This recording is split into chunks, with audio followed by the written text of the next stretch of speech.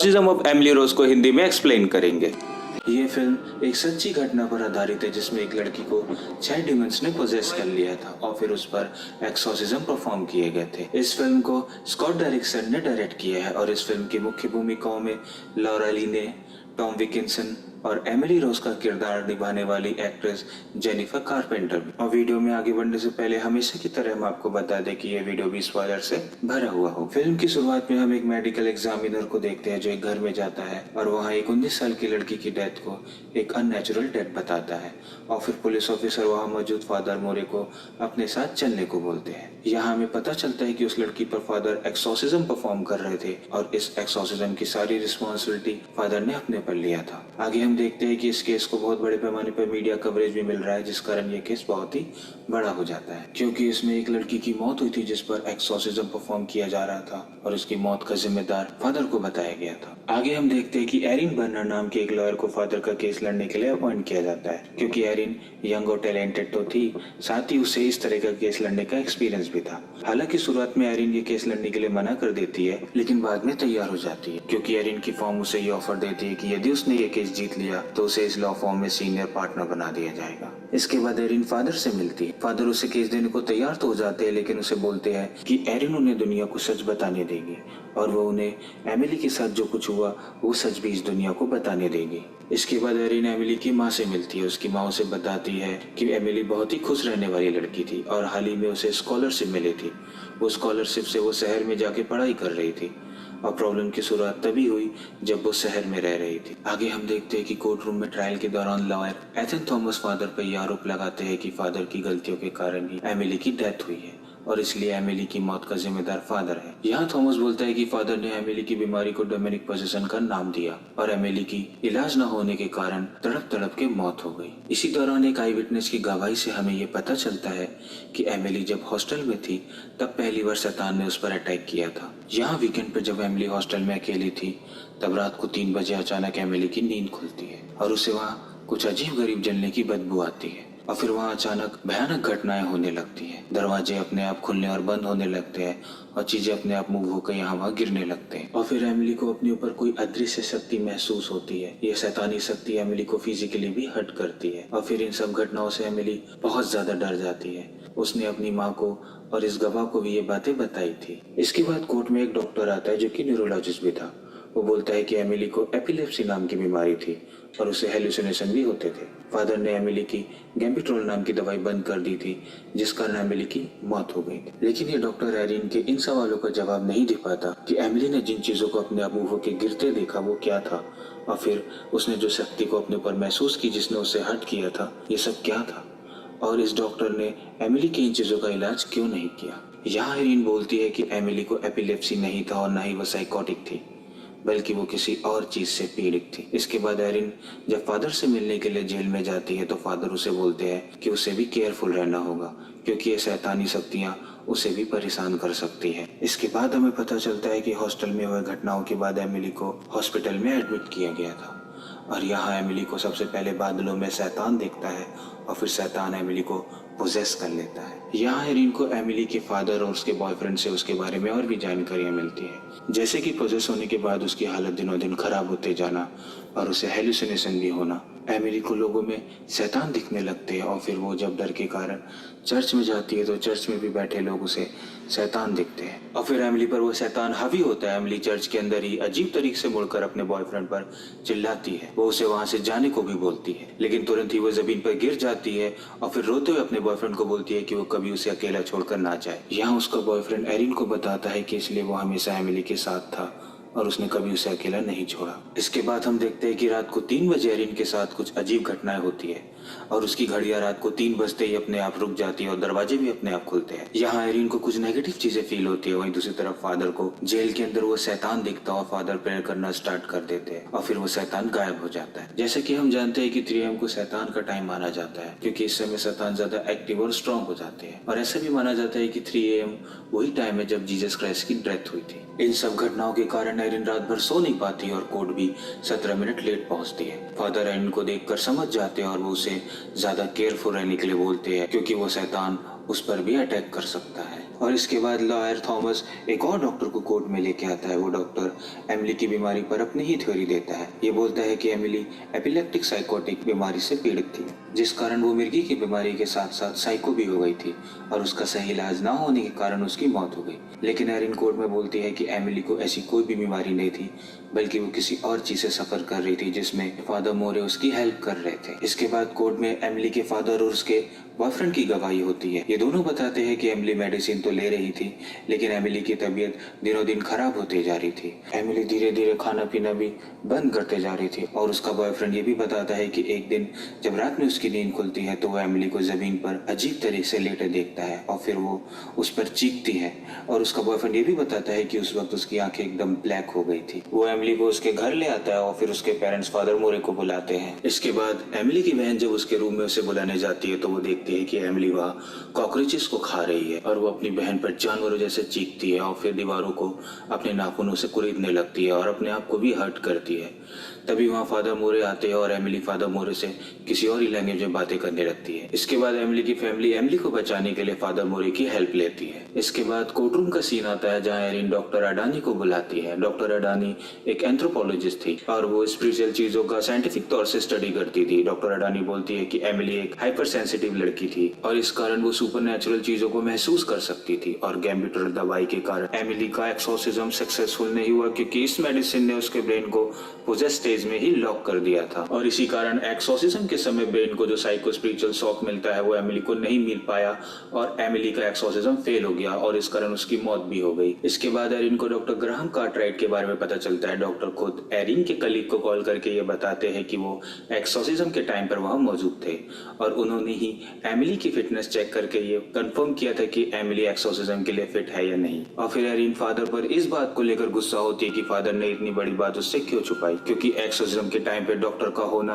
और एमिली की कंडीशन को मॉनिटर करना फादर के ऊपर से सारे ब्लेम को खत्म कर देता। फादर मोरे एरिन को बताते हैं कि डॉक्टर ने खुद ही फादर से रिक्वेस्ट की थी कि फादर उनके बारे में किसी को भी ना बताए। यहाँ वो डॉक्टर फादर की हेल्प करने के लिए और उन्हें बचाने के लिए ही सामने आया था। इसके बाद एरिन उस डॉक्टर से मिलती है। वो डॉक्टर एरिन को बताता है कि एमिली को कोई भी बीमारी नहीं थी, बल्कि उस पर शैतान हावी था। और फिर वो डॉक्टर एरिन को एक टेप रिकॉर्डर देता है जिसमें एक्सोर्सिज्म को रिकॉर्ड किया गया था। इसके बाद हम देखते हैं कि रात को 3 बजे एरिन की किसी भयानक आवाज से नींद खुलती है और फिर एरिन देखती है कि ये भयानक आवाजें उसी टेप रिकॉर्डर से आ रही है और फिर इस बात से एरिन कंफ्यूज भी होती है और थोड़ा डर भी जाती है कि आखिर ये टेप रिकॉर्डर अपने आप स्टार्ट कैसे हुआ। इसके बाद हम देखते हैं कि फादर कोर्ट में अपना बयान देते हैं। फादर बताते हैं कि एक्सोर्सिज्म के पहले रात 3 बजे उनकी नींद खुलती है और वहाँ भयानक घटनाएं होती है। फादर को वो शैतान भी दिखता है और फादर इस बात से बहुत डर जाते हैं। इसके बाद एरिन उस टेप रिकॉर्डर को एज अ सबूत के तौर पर कोर्ट में पेश करती है और डॉक्टर कार्टराइट के बारे में भी बताती है कि वो एक्सोर्सिज्म के टाइम पे वहाँ पे मौजूद थे और वो भी कोर्ट में अपनी गवाही देंगे। इसके बाद एरिन फादर को वो टेप प्ले करने को बोलती है और यहाँ हमें उस एक्सोर्सिज्म के बारे में और भी बातें पता चलती है। ये टेप बहुत मायने रखता था क्योंकि इस टेप में वो सारी घटनाएं रिकॉर्ड की गई थी। यहाँ हमें पता चलता है कि फादर ने एक्सोर्सिज्म के लिए 31 अक्टूबर का रात सेलेक्ट किया था, जो कि हॉलोवीन की रात। फादर बताते हैं कि हॉलोवीन की रात शैतान ज्यादा एक्टिव हो जाते हैं और इसीलिए उन्होंने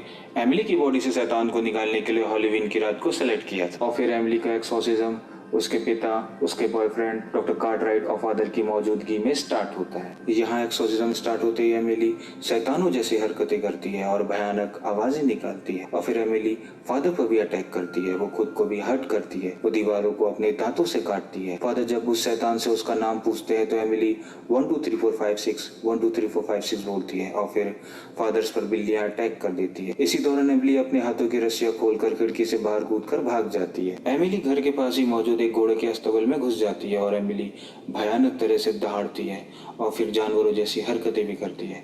एमिली की आवाजें सुनकर घोड़े भी डर जाते हैं। इसके बाद डॉक्टर जब उसकी हार्ट बीट चेक करते हैं तो उसका काउंट 180 आता है, जो कि नॉर्मल से बहुत ज्यादा था। इसके बाद फादर फिर से एक्सोर्सिज्म को स्टार्ट करते हैं। शैतान यहाँ फादर को रोकने के लिए उन पर सांप से अटैक करवाते हैं और फिर फादर जैसे ही एमिली की बॉडी पर प्रे करते हुए क्रॉस लगाते हैं, एमिली पागलों की तरह हरकत करते हुए तड़पने लगती है। फादर लगातार शैतान से उसका नाम पूछ रहे होते हैं और एमिली 1 2 3 4 5 6 1 2 3 4 5 6 बोल रही होती है। तभी वो दहाड़ती है और फिर 6 शैतानों का नाम लेती है। यहाँ हमें पता चलता है कि एमिली की बॉडी पर एक नहीं बल्कि 6 शैतानों का कब्जा था और फिर वो उन शैतानों का नाम लेती है जिन्होंने उसकी बॉडी को पोजेस किया है, जो कि है केन, नीरो, जूसियस इस्कैरियोट और लीजन। इसके बाद वो बोलती है कि मैं बलियल और लूसीफर हूँ, और फिर वो दहाड़ते हुए बेहोश हो जाती है और एक्सोर्सिज्म यही फेल हो जाता है। और फादर बोलते हैं कि इसके बाद कोई भी एक्सोर्सिज्म परफॉर्म नहीं किया गया क्योंकि एमिली ने और एक्सोर्सिज्म करने का परमिशन नहीं दिया। फादर बताते हैं कि इसके बाद भी जब भी वो शैतान उस पर हावी होते थे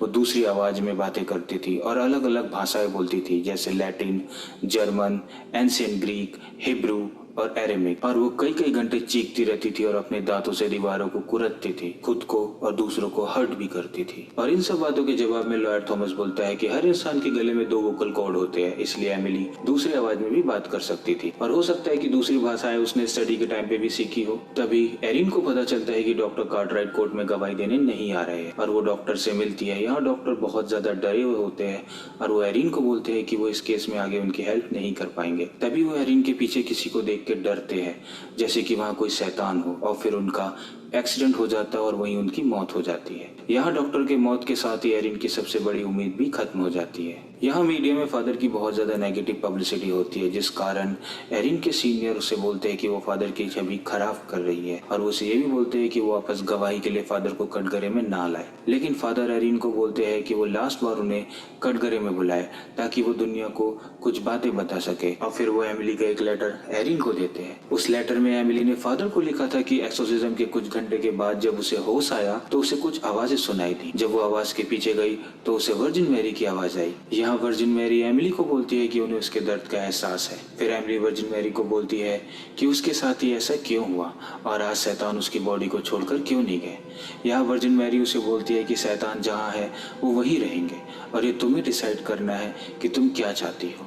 वह एमिली को बोलती है कि तुम चाहो तो तुम अभी ही मेरे साथ चल सकती हो और तुम्हारा पूरा दुख और दर्द यहीं खत्म हो जाएगा, या फिर तुम यहाँ रुककर इन शैतानों का सामना कर पूरी दुनिया को इनके बारे में बता सकती। लेकिन तुम यहाँ रुकी तो तुम्हें बहुत ज्यादा कष्ट और दर्द से गुजरना पड़ेगा। और फिर एमिली यहाँ रुकने का निर्णय लेती है और यहाँ एमिली के हाथों में 2 घाव आ जाते। ये वैसे ही था जैसे जीसस क्राइस्ट के हाथों और पैरों में उस समय घाव हुए थे जब उन्हें सूली पर चढ़ाया गया था। इसे सिग्माटा कहते हैं और ऐसा माना जाता है कि जब किसी को ईश्वर टच करते हैं तो उनके हाथों में भी ऐसे घाव आ जाते हैं। और शायद इसीलिए इसके बाद एमिली ने कोई भी एक्सोर्सिज्म करने का परमिशन नहीं दिया और एमिली शैतानों से लड़ती रही और दर्द सहती रही जब तक उसकी मौत नहीं हो गई। फादर बोलते हैं कि एमिली ने दुनिया के सामने सच लाने के लिए इतना दर्द और पीड़ा सहा। इसके बाद लॉयड थॉमस इन सभी बातों को मानने से इनकार कर देते हैं और वो बोलते हैं कि एमिली के हाथों में जो घाव हुआ था वो घाव उसके घर में लगे फैन से भी हो सकता है क्योंकि एमिली खुद को हर्ट किया करती थी। और फिर थॉमस बोलता है कि एमिली की मौत का जिम्मेदार फादर मोरे है जिन्होंने उसे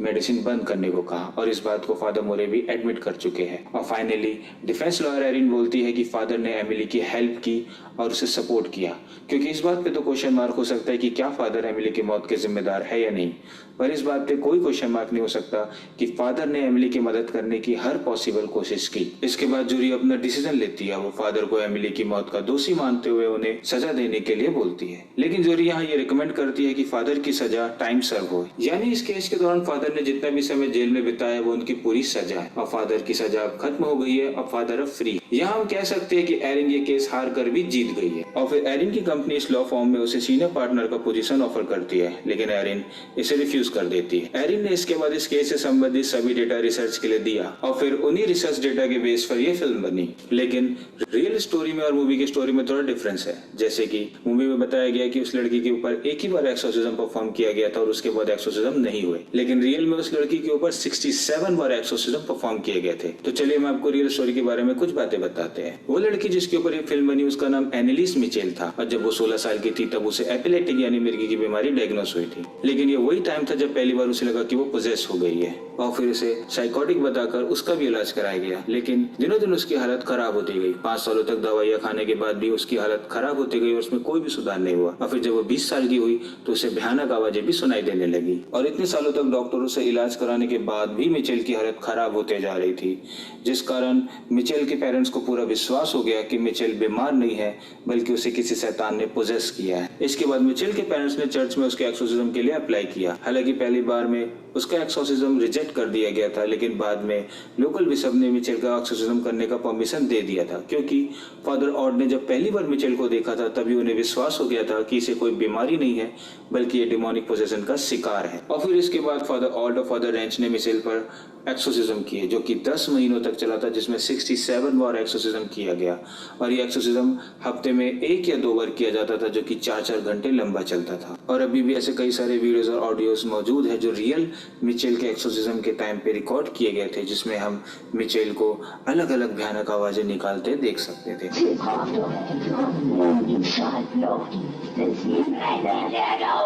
यहाँ तक कि एक वीडियो में एक्सोर्सिज्म खत्म होने के बाद जब दोनों फादर वहां से चले जाते हैं तो एमिली भयानक तरीके से हंसती भी है। तो हम ये कह सकते हैं कि ऐसे कई सारे प्रूफ भी मौजूद है जो कहीं ना कहीं किसी डिमोनिक पोसेशन का साइन भी देते हैं। और फिर 23 साल की उम्र में मिचेल की मौत हो गई थी और उसके मौत का कारण डिहाइड्रेशन और माल न्यूट्रिशन को बताया गया था, क्योंकि वो कई महीनों से सही तरीके से खाना पीना भी नहीं ले रही थी। और जब उसकी मौत हुई थी तब उसका वजन घट के मात्र 30 किलो रह गया था। इसके बाद मिचेल के पेरेंट्स को और दोनों फादरों को मिचेल की मौत का जिम्मेदार बताया गया था और उन्हें कोर्ट ने सजा भी सुनाई थी, जिसमें इन चारों को 3 सालों तक प्रोविजन पीरियड में रहना पड़ा था और फाइन भी भरना पड़ा था। आप इस बारे में क्या सोचते हैं? अपनी राय हमें कमेंट बॉक्स में जरूर दें। और हाँ, यदि आपको